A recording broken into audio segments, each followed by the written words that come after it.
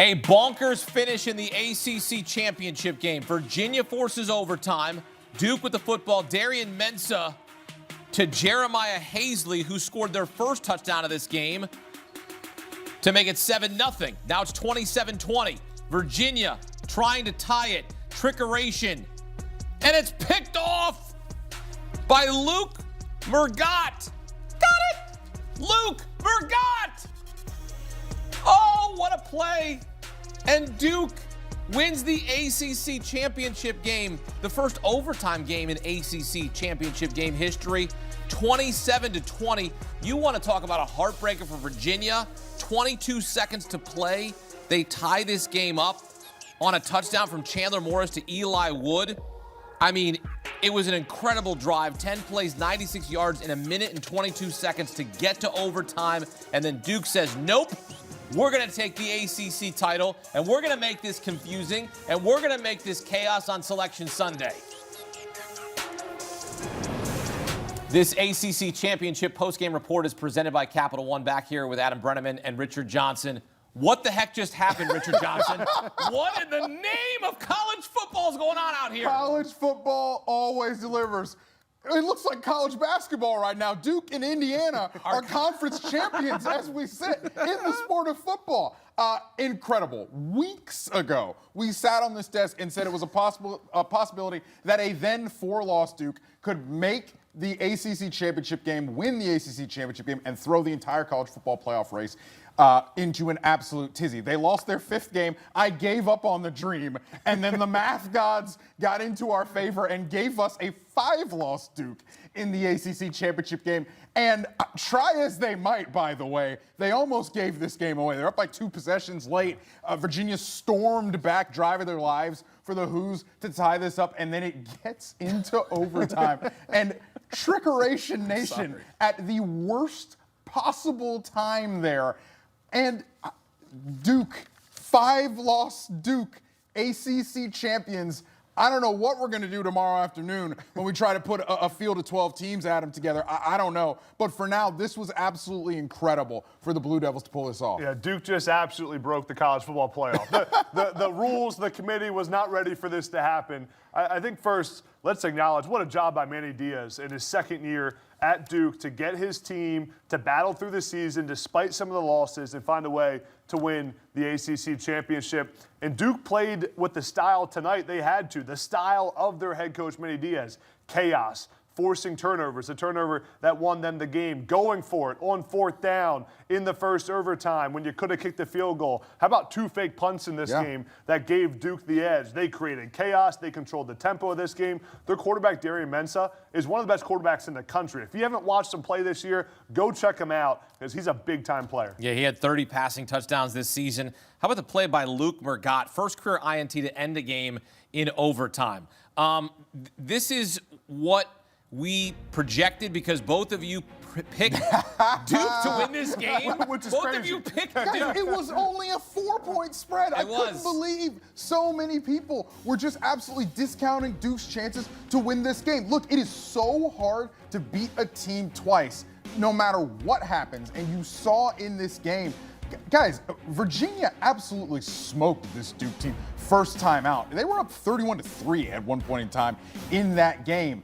But Duke, credit to them, what do? They take the ball and they march it down the field. First drive of the game, by the way. They hold, 9 minutes off the clock? They play bully ball. 9:38. Fake a punt and take advantage of a penalty by Virginia to take the ball all the way down the field and just bully Virginia on that first possession, and they set the tone. What did we say in our game preview? It's got to start fast, and they did start fast, put points on the board on that first drive of the game, and were able to do it in this game. Again, hard to beat a team twice.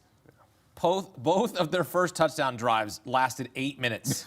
I mean, Virginia just didn't have the football. They didn't have a chance to make any plays, and they got into a fast start. They create chaos. It's as if they listened to our pregame show, and they said, just follow what Adam Breneman and Richard Johnson say. We're going to win this game. Coaches should start watching CBS Sports HQ. They'd start winning some more games. But listen, it ended up for Duke, they controlled time of possession all game long. 35 minutes they controlled the clock in this game compared to 25 minutes for Virginia. So that allowed them to run the football, to keep Darren Mensah in good positions. I do want to give a lot of credit to Virginia for coming back in this game. We thought it was over. We're watching the Big Ten championship game, and all of a sudden it's a tie ball game. I mean, Virginia came back. Chandler Morris made some big throws in this game. It's really been a phenomenal season for Tony Elliott. There was talk about Tony Elliott being on the hot seat coming into this season for Virginia. Now he makes the conference championship game. Has to be heartbreaking for them. I mean, they're a play away from playing in the college football playoff. I mean, 22 seconds to go, Chandler Morris to Eli Wood to tie this game up. He got the receiver, Wood, got pushed out of bounds, comes back in bounds, makes the catch to tie it. That was a 10-play, 96-yard drive for Virginia to tie it up and go to overtime. I mean, this had everything you wanted in a college football game. And Virginia early on, that's what they're going to go back to. The miscues, missed field goal in the first quarter. Turnover on downs at Duke's 24 in the fourth quarter, allowed 3 conversions on fourth down, as you see here. And then, of course, the game-sealing interception in overtime.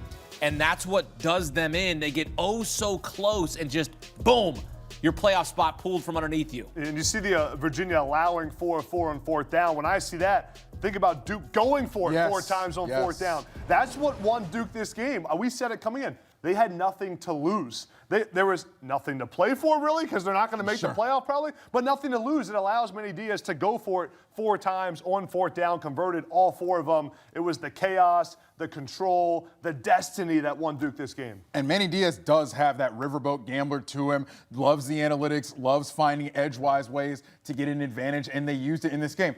You know, there's a team that won a conference championship today in the Big 12 in Texas Tech that people say, oh, well, they went out and bought that team. But as quiet as it's kept, there was an anonymous donation that was the largest in Virginia athletics history by an anonymous donor earlier this year to Virginia.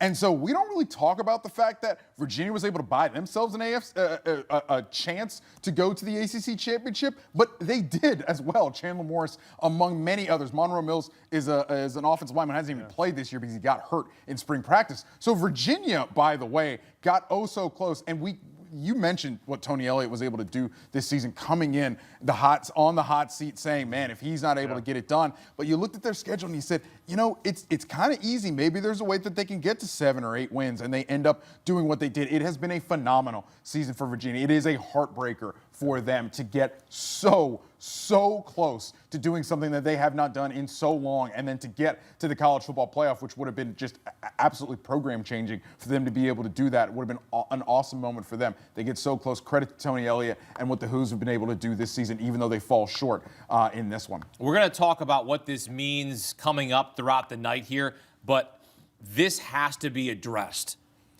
Do you think that a 5-loss Duke team will move ahead of James Madison in the rankings? Because that's what matters. JMU came into the week 25th in the college football playoff rankings with a win over Virginia, 17th in the college football playoff rankings. Do you think Duke, they're of course going to make the rankings, they're going to be in there, but do they jump ahead of JMU? That's the biggest question, because the 5 highest-ranked conference champions are guaranteed a spot in the field. It's not an at-large spot here. I want to make that crystal clear. This is not an at-large. This isn't JMU versus Duke. This is not how it works. It's conference championship, conference champion where they are ranked. So do you think the committee goes, we're putting in Duke with 5 losses over JMU, who won the Sun Belt? No, I do not. Duke will not be in the college football playoff field as far as I am concerned. The second I saw JMU pop up at number 25 last week Tuesday when we sat on this desk,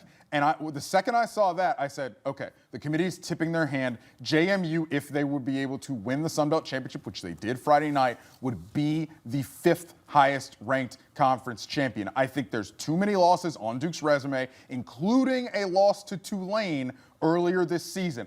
You're not letting a 5-loss team in the college football playoff, even though they are a conference champion. I just do not see them doing that. Yeah, I really think if Duke had 1 less loss, this would be much closer. If they were a 4-loss team, they would be having this debate some more. But, I mean, Duke's got a loss to Tulane, as Richard mentioned, a loss to UConn. There's some bad losses on this Duke schedule. I really think we're going to get no ACC teams in the playoff. Whew, wow. That's going to be something to digest. No ACC team, a Power 4 conference, not in the college football playoff. They had 2 last season, and now potentially getting 0 zippy because Duke comes and wrecks the party. 8-5, Duke knocks off Virginia in overtime, and they get revenge here. They lost in November to Virginia by 17. And look, they win this game in wild, dramatic fashion. But now it remains, will Duke be ranked higher than James Madison? Our guys don't think so. We'll wait to see on Sunday.